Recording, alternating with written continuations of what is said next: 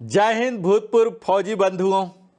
मुझे मालूम है आप सब स्पर्श से परेशान होंगे, क्योंकि स्पर्श यह ऐसा है जो हर डिफेंस पेंशनर को आज के समय में परेशान कर रखा है। उसी परेशानी को दूर करने के लिए हमारा एक छोटा सा प्रयास मैंने किया है, जिसमें कि मैं बताने का प्रयास करूंगा कि इस स्पर्श के टच पॉइंट्स कौन कौन हैं, कि कहां कहां आप कांटेक्ट कर सकते हैं अगर किसी तरह की परेशानी में हैं। तो लघु वीडियो ही है, उस वीडियो में आप देखना प्रारंभ करें। इससे पहले मैं विनम्र निवेदन करूंगा, आप अवश्य ही सब्सक्राइब कर लें, लाइक कर लें, ताकि इस चैनल को भी ग्रोथ और डेवलप के एक बेहतर अपॉर्चुनिटी मिल सके। तो मैं बात करूंगा सबसे पहला स्पर्श के फैसिलिटेशन सेंटर की, जो कि एसबीआई, पीएनबी, बीओबी और एचडीएफसी, ये चारों बैंक के कुछ शाखा को अधिकृत किया गया है, नॉमिनेट किया गया है कमीशन बेसिस पर। वो कैसे आपको पता लगेगा? आप स्पर्श के ही वेबसाइट में जाइए, स्पर्श defensepension.gov.in वेबसाइट में जाइए और वहाँ सर्विस लोकेटर टैब में जाइए। वहाँ उन ब्रांचेज की बैंक की जानकारी आपको मिल जाएगी। दूसरा है स्पर्श हेल्पलाइन, जो टोल फ्री नंबर है, जो कि काम करता है 9:30 सुबह से लेके 6 बजे तक, सप्ताह के 5 दिन, सैटरडे संडे नहीं करता है।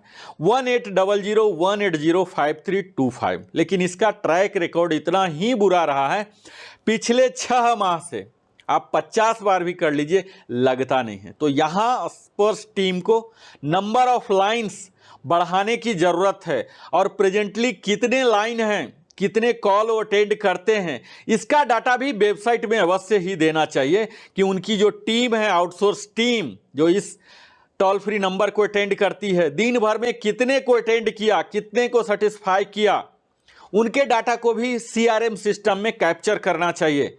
इसके साथ ही उन्हें चैट बॉक्स, जो कि अभी तक है नहीं, वेबसाइट में ही चैट बॉक्स देना चाहिए, ताकि कोई भी आदमी चैटिंग करके बता सके और सिस्टम जनरेटेड कंप्यूटराइज वहां से रिप्लाई भी आ सके।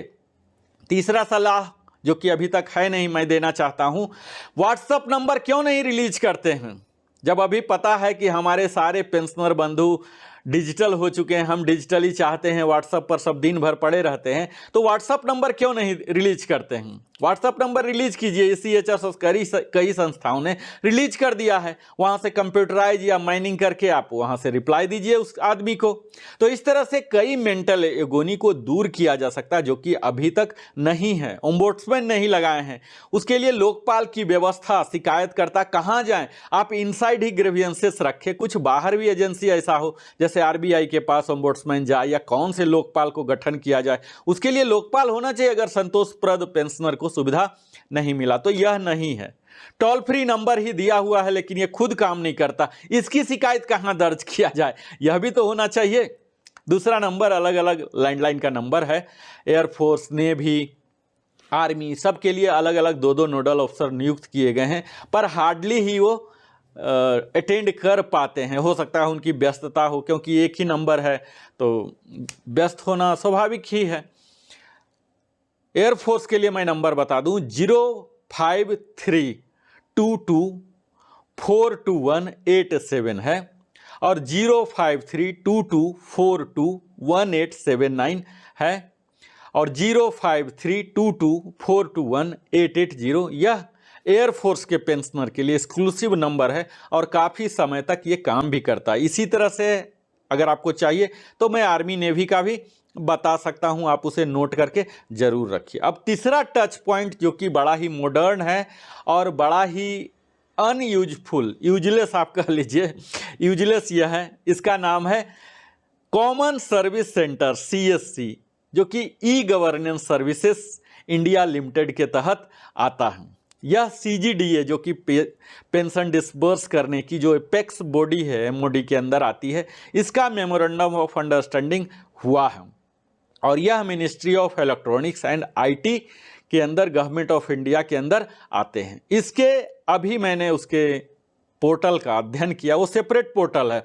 जब स्पर्श में आप सीएससी पर जाते हैं, उनके ऑफिशियल पोर्टल में चला जाएगा, जहां आपको नेविगेशन करना होगा। आप अपना 2 सिलेक्शन किया होता है, किस एरिया में चाहते हैं, या तो ज्योग्राफिकली आप सेलेक्ट कर लीजिए, या फिर अपने विलेज का नाम दीजिए, वहाँ से नियरेस्ट अपने करंट लोकेशन का प्लेस सेलेक्ट कीजिए, वहाँ से आपको लोकेट करेंगे कि नियरेस्ट सीएससी कौन सा होगा। यह अभी के हिसाब से लगभग 2,96,682 ऑपरेशनल आउटलेट हैं।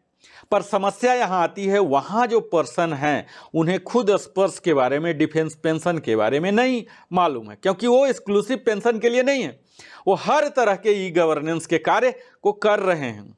कर्नाटका में जैसे बेंगलोर वन, कर्नाटका वन के नाम से जाने जाते हैं, उन्हें पता नहीं है, आपको बताना पड़ेगा, तब आपके लिए वो आपके आईडी से यूज करके एक तरह के कैफ़े ही समझ लीजिए कि आपके लिए वो काम कर रहे हैं, जहाँ की बारकोड वगैरह भी है, ये बायोमेट्रिक्स डिवाइसेस वगैरह भी लगे हुए हैं, लाइफ सर्टिफिकेट सबमिशन की भी सुविधाएं हैं, तो एक तरह का कैफ़े ही है। इनके पास कोई भी ऐसी अभी तक ट्रेनिंग है नहीं। ऐसी उम्मीद की जा रही है कि हर पेंशनर तक यह कनेक्टिविटी बढ़ाया जाए। तो मुख्य तो यही है कि इन्हें आउटसोर्स किया गया है, कमीशन बेस्ड पर है, ट्रेनिंग के लिए इनके कोई मॉड्यूल नहीं है, ट्रेनिंग के लिए इनको पैसा नहीं दिया गया, ये अपने रोजगार के लिए छोटे मोटे आउटसोर्स की तरह यह काम कर रहे हैं। तो आपको नियर बाई सीएससी सेंटर देखना है, यह आप स्पर्श से जा सकते हैं या गूगल करके भी सीधा सीएससी जा सकते हैं, जहां कि आपको यह देखना है कि हम गलत जगह तो नहीं पहुंच रहे हैं, कहीं फिशिंग गलत वेबसाइट में तो नहीं पहुंच गए जहां डाटा वगैरह गलत दे रहे हैं। तो आपको सिर्फ यहां से लोकेशन देख लेना है। तो यह तो आज का वीडियो, छोटा सा वीडियो, आपको एक टच पॉइंट बता रहा कि अगर कंप्लेन है किसी भी तरह का, और अगर सारे कंप्लेन बिल्कुल एग्जॉस्ट हो गए, आपके हो ही नहीं रहे, तब तो लास्ट में ब्रह्मास्त्र है ही सीपी ग्राम। मैं अगला वीडियो बना रहा हूं सीपी ग्राम के बारे में, कंप्लीट बताऊंगा, जिसमें कि आपके रामबाण की तरह यह काम करेगा। बहुत बहुत धन्यवाद, अपने जीवन की बहुमूल्य समय हमारे साथ देते हैं नरेंद्र कुमार की ओर से। और अगर अभी तक आपने सब्सक्राइब नहीं किया तो अवश्य ही सब्सक्राइब करें, लाइक करें।